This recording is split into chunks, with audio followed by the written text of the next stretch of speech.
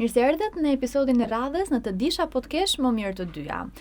Sot në fakt do të flasim më gjerësisht, do të prekim temën e benefitit fiskal në kuadrin ligjor. Për këtë kam kënaqësinë të kem të ftuar Jetmira Jusenaj, menaxhere finance pranë Partners Albania. Faleminderit. Faleminderit juve që pranuat ftesën. Do të flasim për përfitimin fiskal në kuadrin e kontributorëve, gjithashtu edhe në atë të punëdhënësve. Kur një kompani kontribuon për punonjësit e vet në fondin e pensionit privat. Jetmira, për ta nisur, ndoshta dhe pak krahasuar me punën tuaj të përditshme. Si e shihni fondin e pensionit privat? Faleminderit shumë për ftesën. Si e shikoj unë fondin ose kontributet që secili prej nesh mund të le të themi paguaj si pjesë e fondit privat të pensioneve, një kontribut vullnetar, për mua është një investim, është një instrument financiar që jo shumë i përdorshëm në Shqipëri, por do t'ja sugjeroja të gjithëve që të bëhen pjesë e fondit pensionit privat për të përfituar sa më shumë që t'jetë e mundur. E përmenda edhe pak përpara, mendoj që janë dy benefite shumë të rëndësishme. Është një mënyrë kursimi dhe e dyta kemi përfitim tatimor, lehtësi fiskale që na mundson shteti shqiptar. Tek lista e gjatë e benefiteve që fondi i pensionit privat ofron si produkt financiar, do të prekim pak më thellë sot benefitin fiskal. Si e shihni përfitimin fiskal? Si funksionon? Cili është tavani që ligji njeh të zbritshëm si kontribut për efekt tatimi nga paga bruto e individëve në këtë rast? Përfitimi fiskal është një lehtësi tatimore që shteti shqiptar ja një individëve që kontribuojnë në një fond pensioni vullnetar. Si funksionon? Le themi kontributet që secili prej nesh paguan si pjesë e fondit të pensionit privat vullnetar, së pari ai zbritet nga le themi të ardhurat bruto përpara llogaritjes së tatimit mbi të ardhurat personale. Duke u zbritur, pra duke ulur baza e tatueshme, edhe tatimi mbi të ardhurat personale do të ulet, çfarë është një benefit shumë i rëndësishëm për secilin prej nesh. Kjo e parë në këndvështrimin e le themi punëmarrësit apo kontribuesit në një fond pensioni. Çfarë është shumë e rëndësishme të kuptojmë është që edhe për punëdhënësin benefiti është po njësoj, që do të thotë që janë shpenzime të zbritshme që njihen për efekt të llogaritjes së tatim fitimit në këtë rast, sepse jemi duke diskutuar për punëdhënësin. Sigurisht që ka një limit maksimal, sipas ligjit në fuqi, limiti maksimal mujor është i barabartë dhe do të jetë i barabartë me pagën minimale vjetore. Duke filluar nga janari vitit 2026, paga minimale vjetore në rang vendi ka ndryshuar, nga 40.000 lekë është bërë 50.000 lekë të reja në muaj, dhe ky është limiti maksimal qoftë për punëdhënësin, ashtu edhe punëmarrësin. Çfarë do thotë që për punëdhënësin në total për të 12 muajt që ka për punëmarrës gjithmonë, do të jetë 600.000 lekë të reja, le të themi limiti maksimal që ai mund të kontribuojë për punëmarrësit, po, për një vit. E njëjta gjë edhe për punëmarrësin, secili prej nesh mund të kontribuojë 50.000 lekë të reja në muaj. Sigurisht nuk është ndaluar që të paguhet më shumë, të shkohet përtej këtij limiti maksimal, por deri në këtë limit kemi përfitime fiskale, pra ato janë të përjashtuara nga tatimi mbi të ardhurat personale. Edhe një element shumë i rëndësishëm që është shumë e rëndësishme të kuptohet është që të gjitha kontributet që punëdhënësi paguan për një kontributor, për një punonjës të saj apo të tij, nuk konsiderohen të ardhurat personale dhe në këtë kuptim ato janë të përjashtuara nga tatimi mbi të ardhurat personale. E qartë. Prekët pak pjesën nëse një kontributor po supozojmë që dëshiron të kontribuojë më tepër se sa niveli i pagës minimale në rang vendi. Nëse një punonjës në kompani zgjedh të kontribuojë mbi 50.000 lekë të reja në muaj, si tatohet shuma e tejkaluar? Shuma e tejkaluar do të jetë njësoj si të gjitha elementet e pagës që ai ka aktualisht. Pra deri në 50.000 lekë ai përjashtohet dhe kjo shumë e mbetur nga ajo paga bruto do të tatohet njësoj sipas legjislacionit në fuqi, që aktualisht është ligji 29/2023 për tatim mbi të ardhurat personale, pra njësoj si për çdo le të themi të ardhur tjetër të tij personale. qartë pjesa e akumulimit. Ndalemi pak tek momenti i shpërndarjes. Supozojmë se një individ, kemi dy momente në fakt, është ose në moshë pensioni ose 5 vite përpara moshës ligjore të pensionit. Momenti i parë që ligji nuk e njeh këtë tërheqje të fondit si tërheqje të parakohshme, rrjedhimisht nuk ka penalitet për tërheqje të parakohshme, por ka një fash tatimi. Sqarojmë pak më gjerësisht se si tatohet në tërheqje fondi i pensionit. Shumë e rëndësishme dhe kjo pjesa e tërheqjes së parakohshme. Unë harrova ta përmenda në fillim që ne si institucion jemi bërë pjesë e fondit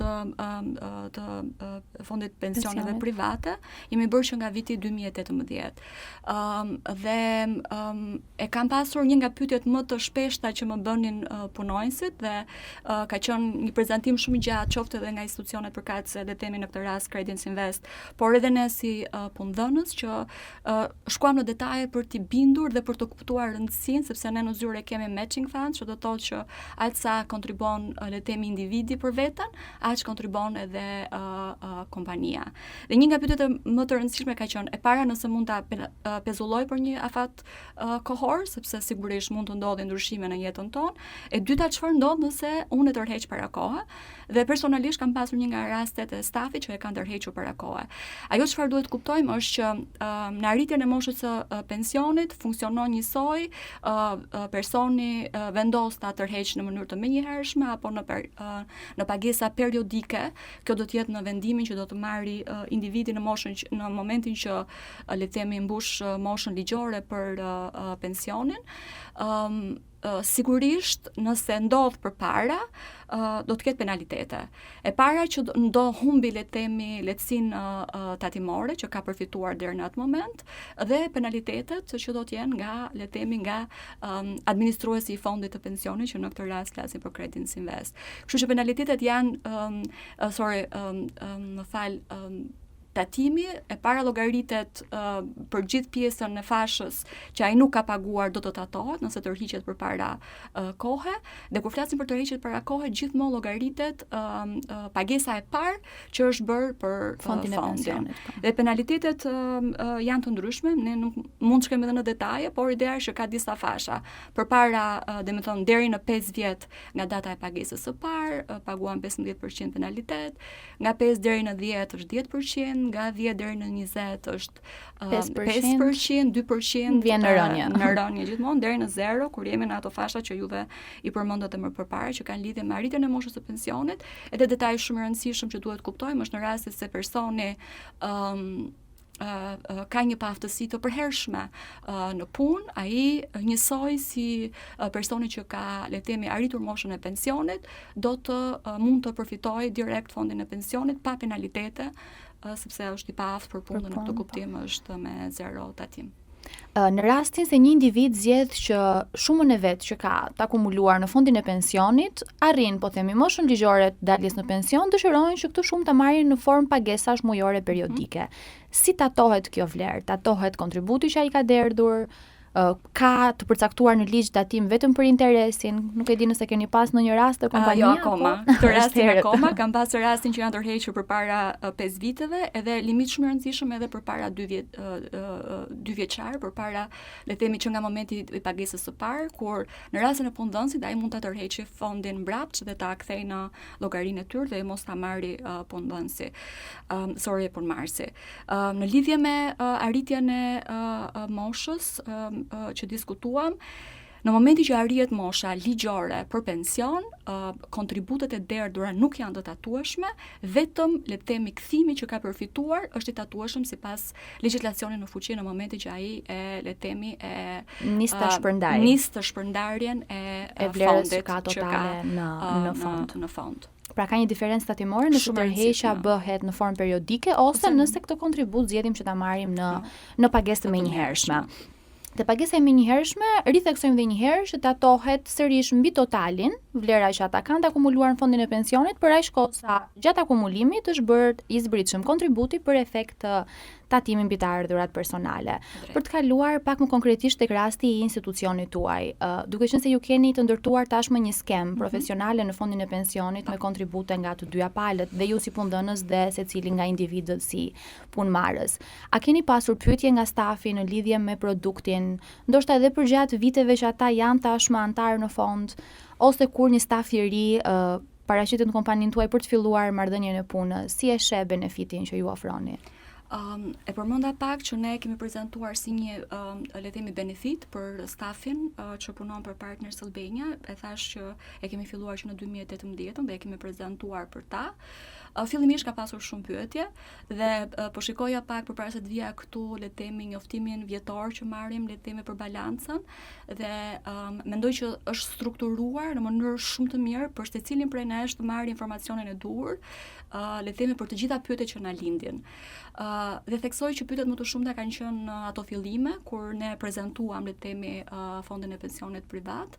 Pyetjet më të shumta kanë qenë e para sa është norma e kthimit, e dyta a mund të tërhiqem përpara kohe, çfarë ndodh nëse tërhiqem përpara ose largohem nga puna, që do të thotë përpara le të themi 2 vjeçarit të parë, çfarë ndodh me fondet e mia dhe çfarë ndodh me fondet që institucioni le të themi ka investuar për mua. Sigurisht janë pyetje legjitime dhe secili prej nesh duhet ta ketë në të qartë përpara se të futet. Sigurisht një pyetje ka qenë edhe si është fondi i Credit Invest krahasuar me fonde të tjera që ekzistojnë në Shqipëri. Kështu që kanë qenë pyetje më së shumti për detajet, maksimumi që mund të investoj kompania apo edhe unë si individ. Sigurisht në vite këto kanë ndryshuar maksimumet, por këto kanë qenë edhe pyetjet më të shpeshta që kam marr. Sigurisht unë sigurohem që për çdo ndryshim që ndodh, sigurisht edhe Credit Invest i lajmëron stafin, por unë investohem që t'ja u shpjegoj nëse ka diçka që i efekton në llogaritjen e tyre.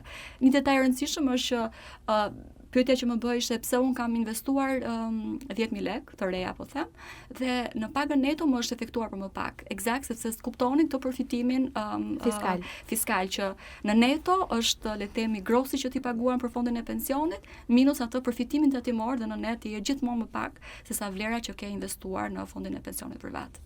Shumë e qartë. Dukshëm ju keni tashmë një skem të ndërtuar me kontribute të përbashkëta. Nëse nuk do të ishte kjo skema në rastin e Partners Albania dhe një individ me vullnetin e tij ka zgjedhur që të lidhë një kontratë individuale fond pensioni me një nga shoqëritë administruese që janë në treg dhe paraqitet hipothemi te zyra e financës në mënyrë që të krijohet ajo lehtësia për ta bërë të zbritshëm këtë kontribut nga paga bruto për efekt tatimi. Si financë e shihni si detyrim, ka një përcaktim ligjor që punëdhënësi njihet po themi si agenti që ndihmon në këtë lehtësinë tatimore për individët?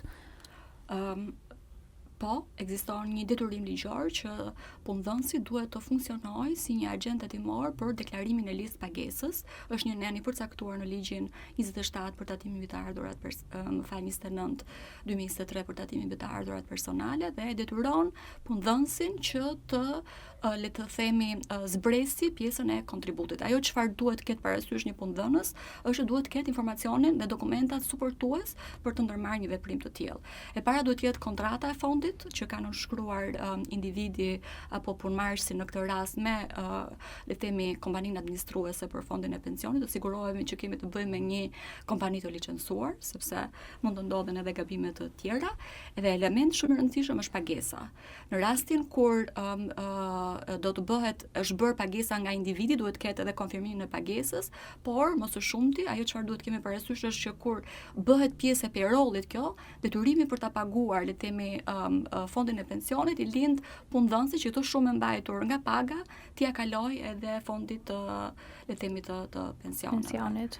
Në këtë kuptim është detyrim ligjor për secilin për nesh në financë, sidomos për të ndërmarrë një veprim të tillë dhe për të ajustuar le të themi bazën e tatueshme.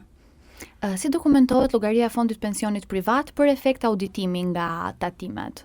Shumë e rëndësishme, pak a shumë ishin të gjitha ato dokumenta që unë i përmenda dhe për secilin prej nesh është shumë e rëndësishme të mbahen në zyrat tona, kontrata shumë e rëndësishme, pagesat për fondin, llogariti që ke bërë për zbritjen e tatimit. Më duhet të theksoj se edhe infrastruktura ligjore në Shqipëri po updatohet dita ditës dhe po lehtësohet, le të themi, edhe për financën deklarimi i fondit të pensioneve. Kujtoj që deri në dhjetorin e 2024-s më duheshe që ta zbrisja manualisht në deklarimin në listë pagesë për stafin dhe kjo ishte, le të themi, punë dyfishe sepse duhet të rikolle gjithmonë këtë pjesën.